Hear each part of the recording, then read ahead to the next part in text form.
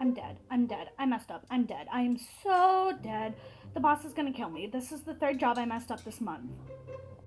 Olive, what brings you here? How'd that job go? Oh, anyways, I'm waiting for somebody important.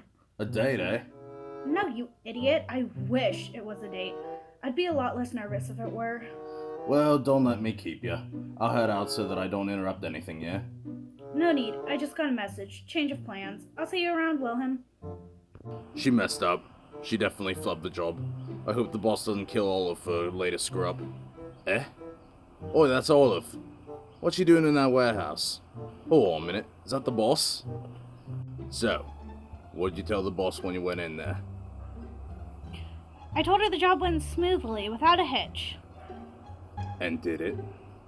The job was a miserable failure. The job was a miserable failure. Perfect.